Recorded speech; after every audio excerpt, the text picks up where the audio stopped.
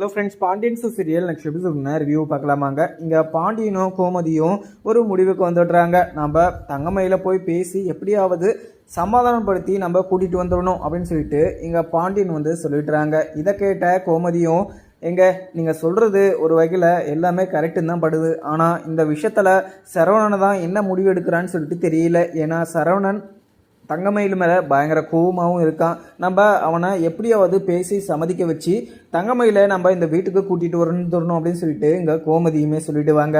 உடனே பாண்டியனும், கோமதி நீயும் மீனாவும் அங்கே போயிட்டு மயிலுக்கிட்ட போய் பேசி நீங்கள் வீட்டுக்கு கூட்டிகிட்டு வந்துருங்க அப்படின்னு சொல்லிட்டு பாண்டியன் சொல்லிடுறாங்க. உடனே நீங்கள் வரலையா அப்படின்னு சொல்லிட்டு கோமதி கேட்கவும், உடனே பாண்டியனும், இல்லை கோமதி, நான் நிறைய நாள் கடைக்கு லீவு விட்டுட்டேன். நம்ம கண்டினியூவாக லீவ் விட்டால் கடை எப்படி ரன் ஆகும்? நான் கடைக்கு போகிறேன், நீ எப்படியாவது தங்கமயில பேசி சமாதானம் பண்ணி நீ வீட்டுக்கு கூட்டிகிட்டு வா, வீட்டில் வந்த பின்னாடி எல்லாமே பேசிக்கலாம் அப்படின்னு சொல்லிட்டு இங்கே பாண்டியனும் சொல்லிடுவாங்க. இதை கேட்ட இங்கே கோமதியுமே, சரிங்க, நான் போய் எப்படியாவது சமாதானப்படுத்தி தங்கமயில இந்த வீட்டுக்கு நான் கூட்டிகிட்டு வந்துடுறேன் அப்படின்னு சொல்லிட்டு சொல்லிடுறாங்க. உடனே சரவணனும், அப்பா எனக்கு டெலிவரி 2-3 டெலிவரி இருக்குது, நான் அதை போய் டெலிவரி பண்ணிட்டு வந்துடுறேன் அப்படின்னு சொல்லிட்டு சரவணனும் அங்கேருந்து கிளம்பிடுறாங்க. உடனே சரவணன் அஞ்சலி கூப்பிட்டாங்க அப்படின்றதுனால தான் அந்த டெலிவரி இருக்குது அப்படின்னு சொல்லிட்டு பொய் சொல்லிட்டு அங்கே ஒரு டெலிவரி மட்டும் தூக்கிட்டு வந்துடுறாரு. உடனே வந்த கையோட உடனே கோவிலுக்குமே போகிறாங்க. அஞ்சலியை மீட் பண்ணி பேசிக்கிட்டுமே இருக்காங்க. உடனே அஞ்சலியும், சரவணா, நான் உன்னை எனக்கு ரொம்பவே பிடிக்கும், அதே மாதிரி நான் உன்னை தான் கல்யாணம் பண்ணிக்கலாம் அப்படின்னு சொல்லிட்டுலாம் நினச்சிட்டு இருந்தேன். ஆனால் அதுக்குள்ளே உங்கள் அப்பா வேறு பொண்ணுக்கு கல்யாணம் பண்ணி வச்சுட்டாங்க.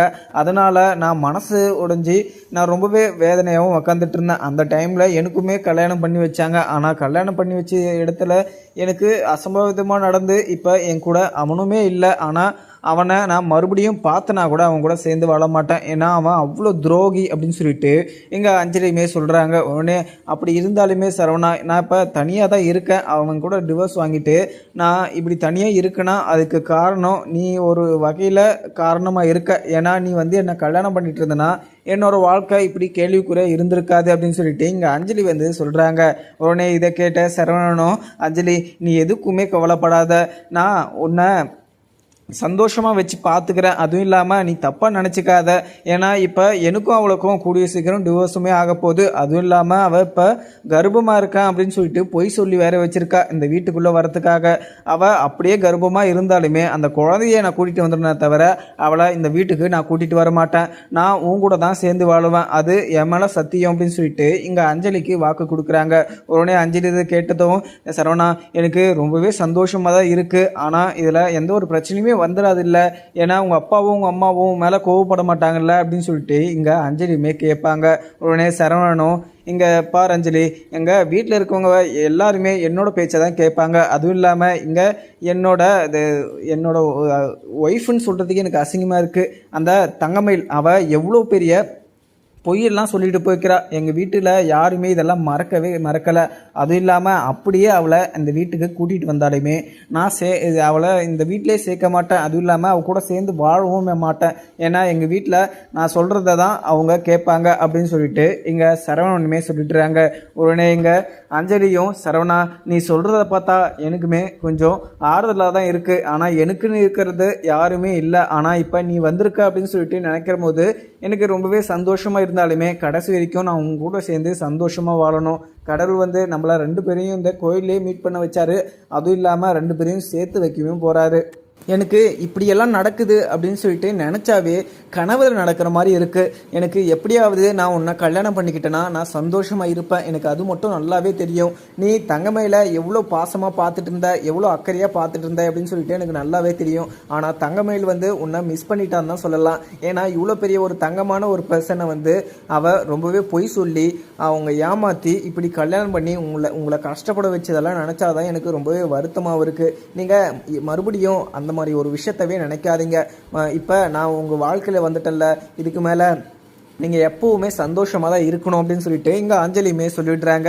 அதுக்கப்புறம் என்ன, இங்கே கோமதி, மீனா, ராஜின்னு சொல்லிட்டு அரசி இவங்க எல்லாருமே சேர்ந்து அங்கே மயிலோட வீட்டுக்குமே கிளம்புறாங்க. அதுக்கப்புறம் பாண்டியன் வந்து கடையிலே உக்காந்துக்கிட்டு சரவணன் வந்து எவ்வளோ நேரம் ஆச்சு எங்கே போயிருக்கானே தெரியல அப்படின்னு சொல்லிட்டு உக்காந்து யோசிச்சுக்கிட்டு இருக்காங்க. அன்னைக்கு மாதிரி அந்த அஞ்சலின்ற பொண்ணுக்கிட்ட பேசுறதுக்கு போயிருப்பானா, இங்கே வேற வீட்டில் நம்ம கோமதி கிட்ட அங்கே தங்கமயில வீட்டுக்கு கூட்டிகிட்டு வர சொன்னால் இவன் எங்கெங்க சுற்றிக்கிட்டு இருக்கான்னு சொல்லிட்டு கொஞ்ச நாளாக இவனோட நடவடிக்கையே எனக்கு என்னன்னே தெரியல. இவனோட நடவடிக்கை பார்த்தா எனக்கு ஒரு மாதிரியே இருக்குது. இவன் என்ன பண்ணுறான்னு சொல்லிட்டு தெரியல. வந்த உடனே இவங்ககிட்ட நம்ம இந்த விஷயத்தை பற்றி பேசியே ஆகணும் அப்படின்னு சொல்லிட்டு இங்கே சரவணனுமே இங்கே கடைக்கு வரட்டும், அவங்ககிட்ட பேசி என்ன முடிவு எடுத்திருக்கான்னு சொல்லிட்டு நம்ம கேட்டே ஆகணும் அப்படின்ற மாதிரியுமே பாண்டியன் வந்து யோசிச்சுக்கிட்டு இருக்காங்க. உடனே சரவணனும், அஞ்சலி இதுக்கு மேலே நான் அவளை பண்ண கஷ்டத்தெல்லாம், அவள் பண்ண துரோகத்தெல்லாம் நான் எப்போவுமே மன்னிக்க மாட்டேன். ஏன்னா அவள் ஒரு பொண்ணு வந்து இப்படியெல்லாம் ஒரு பொய் சொல்லுவாங்களா அப்படின்றதுக்கு உதாரணமே அவள் தான்.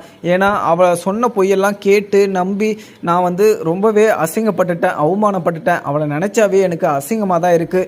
ஏன்னா இப்படி ஒரு பொய்யெல்லாம் அவங்க சொல்லிவிட்டு அவங்க ரொம்பவே நல்லவங்க மாதிரி எங்கள் வீட்டு ஃபேமிலி எல்லாருமே தூக்கிட்டு போயிட்டு ஒரு நாள் ஜெயிலில் வேற வச்சாங்க.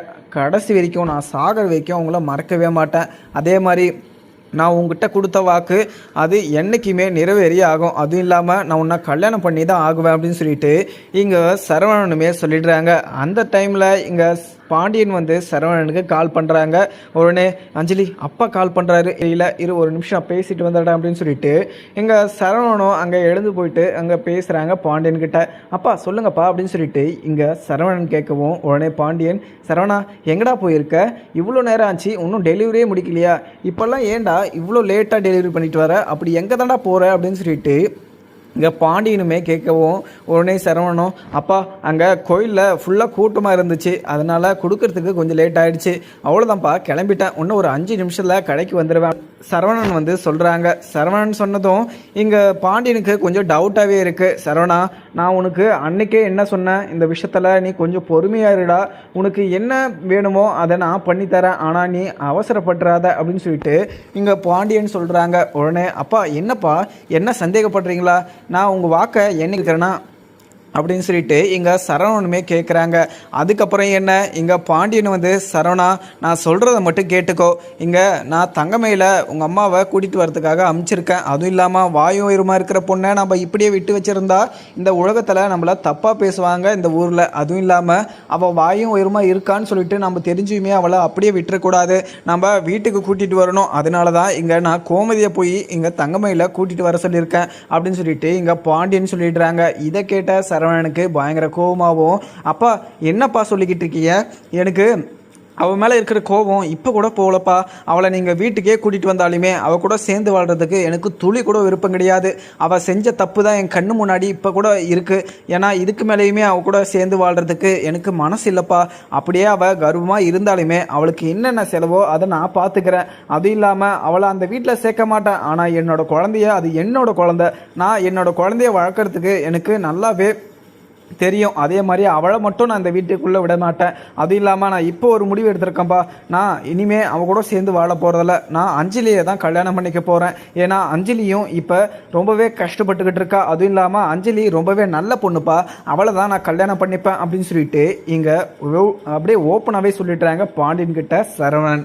பாண்டியன் எது கேட்டுட்டு, சரவணா என்னடா பேசிக்கிட்டு இருக்க, என்னடா நான் சொன்ன வாக்கை மீறுற மாதிரிலாம் பேசிக்கிட்டு இருக்க, இப்படியெல்லாம் பேசுகிற பர்சனே இல்லையே, எதனால இப்படியெல்லாம் பேசிக்கிட்டு இருக்க, அங்கே தங்கமயில் ரொம்பவே பாவண்டா, அவள் எவ்வளவோ தப்பு பண்ணியிருக்கலாம், ஆனால் நம்ம அவள் இப்படி இருக்கான்னு சொல்லிட்டு தெரிஞ்சு அவளை இப்படி விட்டு வைக்கக்கூடாதா, நான் சொல்கிறத கொஞ்சமாவது புரிஞ்சுக்கூடா அப்படின்னு சொல்லிட்டு இங்கே பாண்டியன் வந்து கேட்கவும் இங்கே சரவணன் வந்து, அப்பா என்னாலலாம் அவள் செஞ்ச தப்பையும் அவள் செஞ்ச துரோகத்தையும் மன்னிக்க முடியாது, மறக்க முடியாது.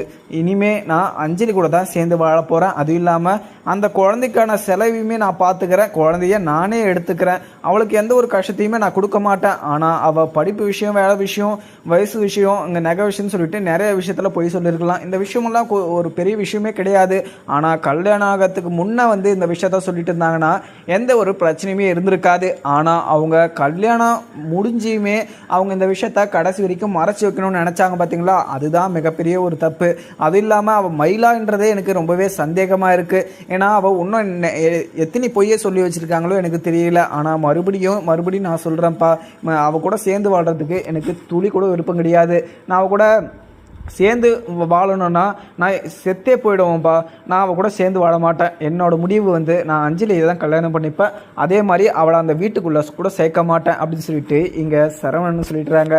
உடனே பாண்டியன் கோவத்தில், சரவணா என்னடா பேசிக்கிட்டு இருக்க, நீ முதல்ல கடைக்கு வா, நான் உங்ககிட்ட நேரில் பேசணும் அப்படின்னு சொல்லிட்டு இங்கே பாண்டியன் சொல்லிட்டு உடனே கட் பண்ணிடுறாங்க. உடனே சரவணனுக்கு ரொம்பவே கோவமாகவும் அங்கே அஞ்சலி கிட்ட போய் உக்காடுறாங்க. உடனே எங்கள் அஞ்சலியும், சரவணா என்னடா ஆச்சு, என்ன ஆச்சு, இங்கே அப்பா என்ன சொன்னார், என்ன கோவமாக இருக்க அப்படின்னு சொல்லிட்டு இங்கே அஞ்சலியுமே கேட்குறாங்க. உடனே எங்கள் சரவணனும், அஞ்சலி எங்கள் அப்பா என்ன அங்கே தங்கமயில் கூட சேர்ந்து வாழ சொல்கிறாரு. அதுவும் இல்லாமல் அம்மா போய் அங்கே தங்கமயிலை கூட்டிகிட்டு வரதுக்காக போயிட்டுருக்காங்களாம். அதனால என்ன இங்கே கடைக்கு வர சொன்னார், அந்த விஷயமா பேசணும் அப்படின்னு சொல்லிட்டு. ஆனால் நான் உன்னை தான் கல்யாணம் பண்ணிப்பேன் அப்படின்னு சொல்லிட்டு நான் உறுதியாக எங்கள் அப்பா கிட்ட சொல்லிட்டேன். நான் உன்னை கல்யாணம் பண்ணிப்பேன்னு சொல்லிட்டு உங்ககிட்ட சத்தியம் பண்ணது, நான் யாரையுமே மீற மாட்டேன், உன்னை நான் கல்யாணம் பண்ணியே ஆகுவேன். அதே மாதிரி நான் உன்னை லவ் பண்ணிக்கிட்டு இருக்கிற போது எங்கள் அப்பா வந்து இந்த ஒரு காதல் திருமணத்தில் தடையாக இருந்தார். ஆனால் இதுக்கு மேலே இந்த ஒரு விஷயத்தில் யாருமே தடையாக இருக்க முடியாது, இருக்கவும் கூடாது. அதுவும் இல்லாமல் நான் முன்னாடி வந்து எங்கள் அப்பா பேச்சை கேட்டு என்னோடய வாழ்க்கை சீரழிஞ்சது போதும். இதுக்கு மேலேயுமே எங்கள் அப்பா பேச்சை நான் கேட்குறதா இல்லை. நான் உன் கூட தான் சேர்ந்து வாழுவேன். ஏன்னா உன் கூட நான் சேர்ந்து வாழணும் அப்படின்னு சொல்லிட்டு அவர் அப்போவே உன் கூட கல்யாணம் பண்ணி வச்சுட்டு இருந்தாருன்னா உன் பிரச்சனையும் இருந்திருக்காது, என்னோட பிரச்சனையுமே இருந்திருக்காது. நம்ம எல்லாருமே ரொம்பவே சந்தோஷமாக இருந்திருக்கலாம். ஆனால் தங்கமயிலுக்கு என்ன கல்யாணம் பண்ணி வச்சாரு, ஆனால் என்னோடய வாழ்க்கை அப்போவே தொலைஞ்சிருச்சு அப்படின்னு சொல்லிட்டு இங்கே சரவணனுமே சொல்கிறாங்க. உடனே எங்கள் அஞ்சலியும், சரவணா உங்கள் அப்பா எதனா பிரச்சனை பண்ண போகிறாரா, இப்போ இதில் எதனா வேறு எதனா பிரச்சனை ஆக போகுது, நீ பேசாமல் தங்கமயில் கூட சேர்ந்து வாழு. ஏன்னா நான் உன் கூட வாழணும்னு சொல்லிட்டு எனக்கு ரொம்ப நாள் ஆசை, ரொம்ப நாள் கனவாக இருந்தாலுமே, ஆனால் தங்கமயில் வந்து கர்ப்பமாக இருக்கான்னு சொல்லிட்டு தெரிஞ்சுமே நீ என்னை கல்யாணம் பண்ணிக்கிறேன்னு சொல்லிட்டு எனக்கு வாக்கு கொடுத்தது மிகப்பெரிய ஒரு சந்தோஷமாக இருந்தாலுமே அங்கே தங்கமயிலுக்கு ஒரு முடிவு தெரிஞ்சுட்டு தான் நான் உன்னை கல்யாணம் பண்ணிப்பேன் அப்படின்னு மாதிரியுமே இங்கே அஞ்சலியுமே சொல்கிறாங்க. உடனே இங்கே சரவணன், அஞ்சலி நான் சொன்ன வாக்கில் பின் வாங்க மாட்டேன். அதுவும் இல்லாமல் நான் உன்னை கல்யாணம் பண்ணிக்கிறேன்னு சொன்னல, அது வந்து நான் இப்போவே நிறைவேற்றுறேன் அப்படின்னு சொல்லிட்டு அங்கே பூசாரிக்கிட்டையுமே கூட்டிகிட்டு போகிறாங்க சரவணனும். உடனே அஞ்சலியும், சரவணா என்ன பண்ணுற சரவணா, உங்கள் அப்பா எதனா பிரச்சனை பண்ணிட்டு போகிறாரு அப்படின்னு சொல்லிட்டு அஞ்சலி எவ்வளோ சொல்லியுமே அங்கே பூசாரிக்கிட்ட கூட்டிகிட்டு போயிட்டு அங்கே இருக்கிற ஒரு மஞ்சத்து இங்கே அஞ்சலி கழுத்துலையுமே கட்டுறாரு. உடனே இங்கே அஞ்சலிக்கு ரொம்பவே சந்தோஷமாக இருந்தாலுமே ரொம்பவே பயமாகவும் பதட்டமாகவும் இருக்குது. ஏன்னா இங்கே சரவணனுக்கு என்ன பிரச்சனை ஆக போதோ, அவங்க அப்பா வந்து சரவணனா என்ன பண்ண போகிறாங்களோ அப்படின்னு சொல்லிட்டு இங்கே அஞ்சலிக்கு ரொம்பவே பயமாகவும் இருக்குது. அதுக்கப்புறம் என்ன இங்கே அஞ்சலியும், இன்னும் சரவணா இவ்வளோ சீக்கிரம் இது மாதிரி ஒரு முடிவை எடுத்துட்ட, உனக்கு எதனா ப்ராப்ளம் ஆகிட்டு போகுது சரவணா, என்னால் உன்னோட வாழ்க்கை நான் இப்படி எதனா இது நல்லா இல்லாமல் ஆயிடுச்சுன்னா எனக்கு ரொம்பவே கஷ்டமாயிடும். நான் வந்து உன்னை கல்யாணம் பண்ணிக்காமல் இருந்தாலுமே நீ சந்தோஷமாக இருந்தால் எனக்கு அதுவே போதும் அப்படின்ற மாதிரி நான் நினைக்கிறவன். ஆனால் என்னால் உனக்கு எதனா பிரச்சனை ஆகிட போகுது அப்படின்னு சொல்லிட்டு எங்கள் அஞ்சலியுமே சொல்கிறாங்க. உடனே இங்கே சரவணனும், அஞ்சலி இதுக்கு மேலே உனக்கு எந்த ஒரு டவுட்டும் இருக்கக்கூடாது, நீ என்னோட ஒய்ஃப், அதே மாதிரி உன்னை வீட்டுக்கு கூட்டிகிட்டு போகிறேன். எங்கள் அப்பா உன்னையும் என்னையும் பார்த்துட்டு அந்த வீட்டில் சேர்த்துக்கணும், அப்படி சேர்க்கலையா நான் உன்னை பார்த்துக்கிறதுக்கு எனக்கு தைரியம் இருக்குது அப்படின்னு சொல்லிட்டு அங்கே அஞ்சலியை கூட்டிக்கிட்டு சரவணனுமே வீட்டுக்கு போகிறாங்க. உடனே என்ன இங்கே கோமதி, மீனா, ராஜின்னு சொல்லிட்டு இங்கே தங்கமயில் வீட்டுக்குமே போயிடுறாங்க. தங்கமயில் வீட்டில் இங்கே தங்கமயிலும் பாக்கியம், இங்கே மாணிக்கம் இவங்க எல்லாருமே உக்காந்து சாப்பிட்டுக்கிட்டுமே இருக்காங்க.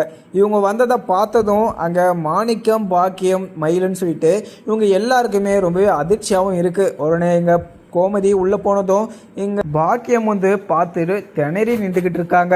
இவங்க எதுக்கு இங்கே வந்திருக்காங்க அப்படின்னு சொல்லிட்டு இங்கே பாக்கியம் கோமதி கிட்ட போயிட்டு, என்னங்க சம்மந்தி மறுபடியும் என் பொண்ணை கஷ்டப்படுத்தலான்னு சொல்லிட்டு வந்திருக்கீங்களா?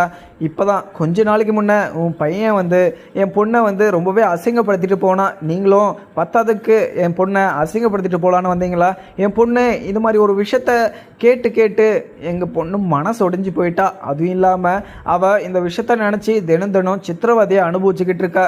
என்னங்க சம்மந்தி என் பொண்ணை வந்து நீங்கள் இதுக்கு மேலேயுமே கஷ்டப்படுத்தாதீங்க அப்படின்னு சொல்லிட்டு பாக்கியம் வந்து கேட்குறாங்க. உடனே கோமதியும், ஏங்க நான் அந்த மாதிரி ஒரு விஷயத்த வந்து பேச வரல. ஆனால் இந்த விஷயம் இவ கர்ப்பமாக இருக்கிற விஷயம் இத்தனை நாளாக எனக்கு தெரியாமல் போயிடுச்சு அப்படின்றத ஒரே வருத்தம் தான். அதுவும் இல்லாமல் எல்லாரும் சேர்ந்து என் பையன் பண்ண தப்புக்கு என்ன மன்னிச்சிக்கோங்க.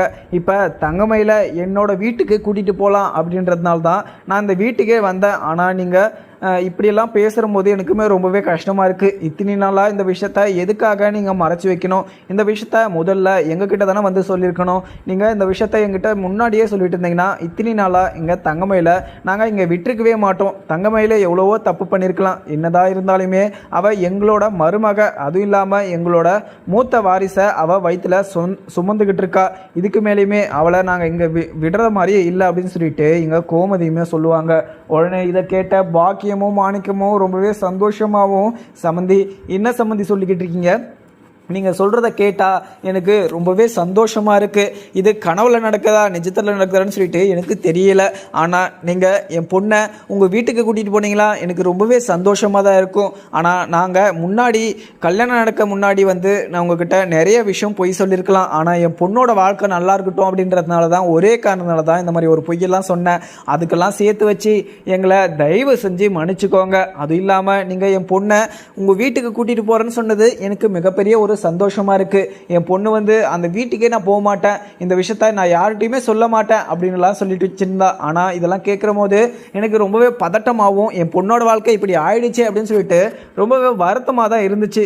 ஆனால் இப்போ தான் எனக்கு கொஞ்சம் நிம்மதியாகவும் இருக்குது. நீங்கள் வந்து என் பொண்ணை உங்கள் வீட்டுக்கு கூட்டிகிட்டு போகிறதா நீங்கள் வந்தது எனக்கு ரொம்பவே சந்தோஷம்தான். சம்மந்தி உக்காருங்க சம்மந்தி அப்படின்னு சொல்லிட்டு எங்கள் கோமதியை உக்கார வைக்கிறாங்க. உடனே கோமதியும் உட்காந்து, மயிலு இந்த மாதிரி ஒரு விஷயத்த நீ முன்னாடியே எல்லாருக்கிட்டையுமே சொல்லியிருக்கணுமா இல்லையா? நீ சொல்லாமல் எதுக்காக மறைச்சி வச்ச? என்னதான் சரவணன் மேலே கோபமாக இருந்தாலுமே சரவணன் அப்படி ஒரு வார்த்தை சொல்லியிருக்கக்கூடாது. அந்த ஒரு கோபத்தில் நீ இந்த விஷயத்த யார்கிட்டையுமே சொல்ல வேணாம் அப்படின்னு சொல்லிட்டு முடிவெடுத்த. ஆனால் கோமதி, என்னோட மனசை உனக்கு நல்லாவே புரியும், என்னோட மனசு எப்படின்னு சொல்லிட்டு உனக்கு நல்லாவே தெரியும். ஆனால் தெரிஞ்சிருந்தோ நீ இந்த விஷயத்த நீ என்கிட்ட இருந்து மறைச்சிருக்கக்கூடாது. இது மட்டும்தான் எனக்கு ரொம்பவே கஷ்டமாக இருக்குது. அதுவும் இல்லாமல் என் பையன் பண்ண தப்புக்கு நான் உங்ககிட்ட மன்னிப்பு கேட்டுக்கிற மயில, நீ தயவு செஞ்சு என்னோட வீட்டுக்கு வந்துடு அப்படின்னு சொல்லிட்டு இங்கே கோமதியுமே கேட்பாங்க. உடனே கோமதி கேட்டதும் இங்கே தங்கமயிலுமே என்னதான் சொல்கிறதுன்னு சொல்லிட்டு தெரியாமல் ஆனந்த கண்ணீர் விட்டுக்கிட்டு இருக்காங்க. கஷ்டத்தில் அழுது கொட்டிக்கிட்டு இருக்காங்க. ஏன்னா தங்கமயில பார்த்து இங்கே சரவணனும் பயங்கரமாக வருத்தப்படுற மாதிரி ஒரு விஷயத்த பேசியிருப்பாங்க. அந்த விஷயத்த கேட்டு தங்கமயிலுமே ரொம்பவே வருத்தப்பட்டு மனசொடைஞ்சி போய் அந்த விஷயத்த வந்து மீனாக்கிட்டையுமே சொல்லியிருப்பாங்க. ஆனால் அவ்வளோ கஷ்டமும் அவ்வளோ வேதனையுமே அடக்கி வச்சுக்கிட்டு இங்கே தங்கமயிலும் இத்தனை நாளாக வாழ்ந்துக்கிட்டு தான் இருந்தாங்க. ஆனால் இவ்வளோ நாள் பொறுமையாக இருந்ததுக்கு இப்போ கூடிய சீக்கிரம் நல்ல ஒரு பலனே வந்துருச்சுன்னே சொல்லலாம். உடனே இங்கே கோமதி வந்து வீட்டுக்கு கூப்பிட்டதும் இங்கே தங்கமயில் வந்து, அத்தை நீங்கள் என்னை வந்து இங்கே இதை கூப்பிட்டது எனக்கு மிகப்பெரிய சந்தோஷமாக இருக்குது. ஆனால் நீங்கள் என்ன அந்த வீட்டுக்கு, ஆனால் அவர் வந்து என் கூட சேர்ந்து வாழ்கிறதுக்கு துளி கூட விருப்பம் இல்லை தான் சொல்லுவார். ஏற்கனவே நான் அந்த வீட்டில் இருந்தபோது இந்த நகை விஷயம் வயசு விஷயம்னு சொல்லிட்டு இத்தனை விஷயம் யாருக்கும் தெரியக்கூடாது, என் மேலே கெட்ட பேர் வரக்கூடாது, அதுவும் இல்லாமல் அந்த வீட்டிலேருந்து என்னை துரத்தக்கூடாது அப்படின்றதுனால தான் நான் மறைச்சி வச்சுட்டு இருந்தேன். ஆனால் நீங்கள் கூப்பிட்றது எனக்கு சந்தோஷமாக இருந்தாலுமே, ஆனால் அந்த வீட்டுக்குள்ளே நுழையிறதுக்கு அவர் அனுபவத்துக்கவே மாட்டார். அதுவும் இல்லாமல் அவர் என்கிட்ட மிகப்பெரிய ஒரு கோபமாக இருக்காரு. ஆனால் ஒரு பொண்ணுக்கிட்ட கேட்காத ஒரு விஷயத்த ஏன் முன்னாடி நின்று அவர் கேட்டார். அந்த விஷயத்த கேட்டதும் எனக்கு அப்போவே மனசு உடைஞ்சு போயிடுச்சு. ஆனால் மனசு உடைஞ்சு போனாலுமே எனக்கு மீனா வந்து ஆறுதலாகவும் ஒரு 4 வார்த்தை பேசினதுனால நான் இப்போ இங்கே உயிரோடு நின்றுக்கிட்டு இருக்கேன். அதுவும் இல்லாமல் நான் ஒரு ஆறுதலாகவும் நின்றுக்கிட்டு இருக்கேன். எனக்குமே ஒரு தன்னம்பிக்கையும் இருக்குது. ஆனால் நீங்கள் இப்போ கூட நீங்கள் வந்து கூப்பிடலைன்னா என்னோட வாழ்க்கையை, என்னோட குழந்தையும் என்னையும் பார்த்துக்கிறதுக்கான தெம்பும் தைரியமும் நல்லாவே இருக்குது. அதுக்கான காரணமே மீனா மட்டும்தான். மீனா வந்து என் மேலே பரிதாபம் பட்டு நீங்கள் எல்லாருமே சேர்ந்து என் கூட பேச வேணான்னு சொல்லியுமே, ஆனால் மீனா வந்து எனக்கு ஆறுதலாக இருந்தால் நான் இப்போ உயிரோடு இருக்கேன்னா அதுக்கு காரணமே மீனா மட்டும்தான். மீனா, நீ என்ன மன்னிக்கணும். அது இல்லாமல் எனக்காக நீ எவ்வளவோ உதவி பண்ணியிருக்க. இதுக்கெல்லாம் நான் உனக்கு கைமாறாக என்ன பண்ண போகிறேன்னு தெரியல. ஆனால் அத்தை வந்து இப்போ என்னை அந்த வீட்டுக்கு கூப்பிடுறது எனக்கு சந்தோஷமாக தான் இருக்குது. ஆனால் அத்தை, நீங்கள் அங்கே சரவணன் மாமா கிட்ட பேசி இருக்கலாம். ஏன்னா அவரு தான் என் கூட சேர்ந்து வாழ போகிறவர். ஆனால் அவர் சொல்லாமல் இங்கேருந்து நான் அங்கே வந்தேன்னா அவர் என்னை ரொம்பவே அசிங்கப்படுத்தி அந்த வீட்டை விட்டு துரத்தி அமுச்சு விட்டுருவார். நீங்கள் எதுக்கும் அவரை கூட்டிகிட்டு வந்திருக்கலாம்ல அப்படின்னு சொல்லிட்டு தங்கமயில் சொல்கிறாங்க. உடனே கோமதியும், இன்னும் இந்த மயில சொல்லிக்கிட்டு இருக்க? நீ இங்கேருந்து நீ எங்கள் வீட்டுக்கு வரேன்னு மட்டும் சொல்லு. அங்கே சரவணன்கிட்ட பேச வேண்டியது என்னோட பொறுப்பு. சரவணன் வந்து உன் கூட சேர்ந்து வாழ வேண்டியது அவன். இப்போ இந்த முடிவு எடுக்க வேண்டியது நான் சொன்னாதான் அவன் செய்வான். அதுவும் இல்லாமல் என் பேச்சை மீற மாட்டான்னு சொல்லிட்டு உனக்கே நல்லாவே தெரியும். அவன் நான் சொல்கிற பேச்சை தான் கேட்பான் அப்படின்னு சொல்லிட்டு தங்கமயில வந்து வீட்டுக்குமே கூப்பிட்டுடுறாங்க. உடனே எங்கள் தங்கமயிலும் சரிங்கத்த நான் அங்கே வீட்டுக்கு வரேன். ஆனால் எங்கள் சரவணன் மாமா என்னை பார்த்து அவர் மறுபடியும் என்னை அப்போ மறக்க முடியாத ஒரு வார்த்தையை சொன்னார்னா என்னால் தாங்கிக்க முடியாத, மறுபடியும் என்னால் உயிரே வாழ முடியாது, நான் உயிரை கூட மாச்சிப்பேன் அப்படின்னு சொல்லிட்டு தங்கமயிலுமே சொல்கிறாங்க. உடனே இங்கே அஞ்சலியும் சரவணனும் உடனே கல்யாணம் பண்ண கையோட அங்கே கடைக்குமே போகிறாங்க. கடைக்கு போனதும் இங்கே பாண்டியன் வந்து அங்கே சரவணனையும் அஞ்சலியும் பார்த்ததும் பயங்கர அதிர்ச்சியில் உறைஞ்சி போய் நின்றுடுறாரு. சரவணா, என்னடா பண்ணியிருக்க? என்ன பண்ணி வச்சிருக்க? நீ இப்படி காரியெல்லாம் பண்ணுவேன்னு சொல்லிட்டு நான் நினச்சி கூட பார்க்கல. எதுக்காகடா இவ்வளோ கல்யாணம் பண்ணிவிட்டு இங்கே கூட்டிகிட்டு வந்திருக்க? நீ முதல்ல இந்த கடையை விட்டு வெளியே போடா அப்படின்னு சொல்லிட்டு அங்கே சரவணன்கிட்ட பாண்டியனும் கோவமாகவும் பேசுகிறாங்க. உடனே சரவணன், அப்பா என்னால் அந்த தங்கமயில் கூட சேர்ந்து வாழ முடியாதுப்பா, சொல்கிறத கேட்டுக்கோங்க. வாழ்க்கை பூரா நரக வேதனையை அனுபவிக்கிறதுக்கு நான் இவ கூட சேர்ந்து வாழ்ந்துக்குப்பா. இதுக்கு மேலே நான் அவ கூட சேர்ந்து வாழ முடியாதுப்பா. நான் இவ கூட தான் சேர்ந்து வாழுவேன். அதுவும் இல்லாமல் அந்த குழந்தைய நானே அதுவும் இல்லாமல் அந்த குழந்தை நீங்கள் இதுக்கு மேலேயுமே நீங்கள் என்ன கம்பல் பண்ணாதீங்க அப்படின்னு சொல்லிட்டு இங்கே சரவணன் சொல்லிடுறாங்க. உடனே பாண்டியனும், சரவணா நீங்கள் என்னோட பேச்சை எப்போவுமே மீறினதில்லை, ஆனால் நீ இப்போ மீறிட்ட. இதுக்கு மேலேயுமே நீ என்னோட புள்ளியே கிடையாது. அதுவும் இல்லாமல் நான் இந்த விஷயத்தை பற்றி முன்னாடியே உங்கள்கிட்ட பேசிகிட்டு இருந்தேன். இந்த ஒரு விஷயத்தில் நீ கூடிய சீக்கிரம் இப்படி ஒரு முடிவை எடுத்துருவேன் அப்படின்னு சொல்லிட்டு தான் நான் முன்னாடியே இந்த மாதிரி ஒரு விஷயத்துலலாம் நீ கொஞ்சம் பொறுமையை இருடா அப்படின்னு சொல்லிட்டு சொல்லி வச்சேன். ஆனால் நீ என்னோட பேச்சை மீறி இந்த பொண்ணை கல்யாணம் பண்ணிட்டு வந்திருக்க. இப்போ வாயு வயிறுமா அந்த தங்கமயில் என்னதான் பண்ணுவா? அதுவும் இல்லாமல் அவள் எத்தனையோ பொய் சொல்லியிருக்கா. அவள் மேலே இருக்கிற கோபம் எனக்கு இப்போ கூட மறக்கலை. ஆனால் அவள் ரொம்பவே பாவண்டா. அவள் இப்போ வாயு வயிறுமா இருக்கா. இந்த மாதிரி ஒரு சுச்சுவேஷனில் நம்ம அவங்க அம்மா வீட்டில் விட்டு வைக்கிறது தப்புடா, மிகப்பெரிய ஒரு தப்பு. ஆனால் அவள் இந்த மாதிரி ஒரு டைமில் சந்தோஷமாக இருக்க வேண்டிய டைமில் அவள் உன்னை நினச்சி நம்ம ஃபேமிலியை நினச்சி ரொம்பவே கஷ்டப்பட்டுட்டு இருப்பா. இதெல்லாம் யோசிச்சு தான் கோமதியை போய் அங்கே தங்கமயில கூட்டிகிட்டு வர சொன்னேன். அவளுமே கூட்டிகிட்டு வந்திருப்பா. இப்போ நான் தங்கமயிலுக்கும் கோமதிக்கும் என்ன பதில் சொல்லுவேன்? அதுவும் இல்லாமல் நீ ஃபஸ்ட்டு வீட்டுக்கு நடு. உங்கள் அம்மா கிட்ட இந்த விஷயத்த சொல்லி அவளே இதெல்லாம் என்ன முடிவெடுக்கிறாளோ அது எனக்கு சரின்னு தோணும். அதுவும் இல்லாமல் நீ இந்த மாதிரி ஒரு விஷயத்த பண்ணியிருக்கக்கூடாது அப்படின்னு சொல்லிட்டு அங்கே பாண்டியன் வந்து பயங்கர கோபமாகவும் சொல்லிடுறாங்க. உடனே இங்கே கோமதியும் தங்கமயில், ராஜி, மீனான்னு சொல்லிட்டு எல்லாருமே வீட்டுக்குமே வந்து வெயிட் பண்ணிக்கிட்டு இருக்காங்க. உடனே மீனாவும் தங்கமயில்கிட்ட போயிட்டு, அக்கா உன்னோட வாழ்க்கை எப்போ தான் சரியாகும் அப்படின்னு சொல்லிட்டு நான் நினச்சிட்டு இருந்தேன். ஆனால் இவ்வளோ கூடிய சீக்கிரம் சரியாயிடும் அப்படின்னு சொல்லிட்டு நான் நினச்சி கூட பார்க்கல. ஏன்னா அத்தையுமே உங்கள் மேலே கோவமாக தான் இருப்பாங்க அப்படின்னு சொல்லிட்டு நினச்சேன். ஆனால் அத்தையோட மனசு ஒருத்தர் கஷ்டமாக இருக்கிறதெல்லாம் பார்த்துட்டு அவங்க சந்தோஷமாக இருக்கிற ஒரு மனசு இல்லைன்னு சொல்லிட்டு அத்தை எனக்கு நல்லாவே புரிய வச்சுட்டாங்க. அத்தையை நினைக்கிற போது எனக்கு ரொம்பவே பெருமையாகவும் இருக்குது அப்படின்னு சொல்லிட்டு மீனாவும் தங்கமயில்கிட்ட சொல்லிட்டுறாங்க. உடனே இங்கே சரவணன், அஞ்சலி, பாண்டியன் சொல்லிட்டு எல்லாருமே இங்கே வீட்டுக்குள்ளேயுமே வராங்க. இங்கே அஞ்சலியையும் சரவணனையும் பார்த்த இங்கே கோமதி, மீனா, தங்கமயில்னு சொல்லிட்டு இவங்க எல்லாருமே ரொம்பவே அதிர்ச்சியாகவும் பார்த்துக்கிட்டு இருக்கவும் உடனே பாண்டியன் வந்து, கோமதி உன்னோட புள்ள என்ன பண்ணிட்டு வந்து நின்றுருக்கான்னு சொல்லிட்டு கேளு. அவன் இப்படி ஒரு காரியத்தை பண்ணாதரான்னு சொல்லிட்டு சொல்லியுமே இப்படி ஒரு காரியத்தை பண்ணிட்டு என் முன்னாடி வந்து நிற்கிறான். இதுக்கு மேலேயுமே அவனுக்கு இந்த வீட்டில் இடம் இல்லை. அவனை எப்படியாவது அவன் எப்படியே போட்டோம், மறுபடியும் அவன் இந்த வீட்டில் காலடி எடுத்து வைக்கக்கூடாது அப்படின்னு சொல்லிட்டு எங்கள் பாண்டியன் கோமதி கிட்ட சொல்லிடுறாங்க. கோமதி இதை கேட்டதும் அங்கே சரவணனை பார்த்ததும் உடனே சரவணன் கிட்ட போயிட்டு பல்லாருன்னு சொல்லிட்டு கன்னத்திலே 4 அறை விடுறாங்க.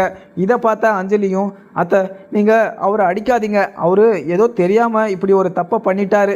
இங்கே தங்கமயில் அக்கா மேலே இருக்கிற கோவத்தில் என்னை கல்யாணம் பண்ணிட்டு வந்துட்டார். நானுமே இதுக்கு மறுப்பு சொல்ல முடியல. ஏன்னா அவர் ரொம்பவே கஷ்டப்பட்டுக்கிட்டு இருக்காரு. கூடிய சீக்கிரம் டிவோர்ஸ் வாங்க போகிறேன் அப்படின்னு சொல்லிட்டு சொன்னார்.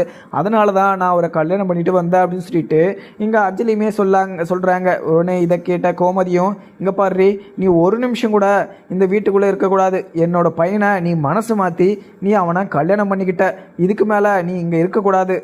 அவனுக்கு ஏற்கனவே கல்யாணம் ஆயிடுச்சு. அவனோட ஒய்ஃபுமே இந்த வீட்டில் இருக்கா. அதுவும் வாயு மயிரமாக இருக்கா. அவளை நாங்கள் விட்டு தரமாட்டோம். அதுவும் இல்லாமல் இப்போ நீங்கள் பண்ணிட்டு வந்த கல்யாணம் சும்மா ஃபேக் மேரேஜ் தான். அதுவும் இல்லாமல் அவன் ஏதோ தெரியாமல் முட்டாள்தனமாக இப்படி ஒரு முடிவை எடுத்துட்டான். உனக்கு எங்கே போச்சு புத்தி? அவனுக்கு கல்யாணம் ஆகிடுச்சின்னு சொல்லிட்டு தெரியும், அவனுக்கு ஒய்ஃப் இருக்கான்னு சொல்லிட்டு தெரியும். கூடிய சீக்கிரம் டிவோர்ஸ் விஷயம் வந்து அவன் பண்ணான். ஆனால் இப்போ அந்த டிவோர்ஸ் விஷயம் கூட நான் கேன்சல் பண்ண சொல்லி அங்கே என்னோட வக்கீல்கிட்டயே நான் சொல்லிட்டேன். இதுக்கு மேலேயுமே நீ என்னோட பையன் கூட சேர்ந்து வாழ முடியாது. என்னோட பையன் வந்து தங்கமயில் கூட தான் சேர்ந்து வாழணும் அப்படின்னு சொல்லிட்டு கோமதி சொல்கிறாங்க. உடனே சரவணனும், அம்மா என்னால் அவள் கூட சேர்ந்து வாழ முடியாது. அவள் இவ்வளோ பெரிய தப்பு செஞ்சுட்டு இவ்வளோ பெரிய துரோகத்தை பண்ணிவிட்டு அவள் மறுபடியும் என் மனசில் இடம் பிடிக்க முடியாது. அவள் என் மனசில் கிடையாது. அவ கூட சேர்ந்து என்னால் வாழவே முடியாது. இதுக்கு மேலேயுமே நீங்கள் என்ன கம்பல் பண்ணிங்கன்னா நான் இந்த வீட்டை விட்டே கிளம்பிடுவேன். அதுவும் இல்லாமல் நான் மறுபடியும் இந்த வீட்டுக்குள்ளே கூட வரமாட்டேன். நான் இவ கூட தான் சேர்ந்து வாழுவேன். நான் தங்கமயில் கூட சேர்ந்து வாழ மாட்டேன் அப்படின்னு சொல்லிட்டு இங்கே சரவணன் வந்து சொல்கிறத பார்த்ததும் இங்கே மீனா, கோமதி, தங்கமயில்னு சொல்லிட்டு எல்லாருமே ரொம்பவே ஆச்சரியமாகவும் பார்த்துக்கிட்டு இருக்காங்க. அதுக்கப்புறம் எனக்கு பார்க்கலாமாங்க. வீடியோ பிடிச்சிருந்தா லைக் பண்ணுங்கள். Thank you friends.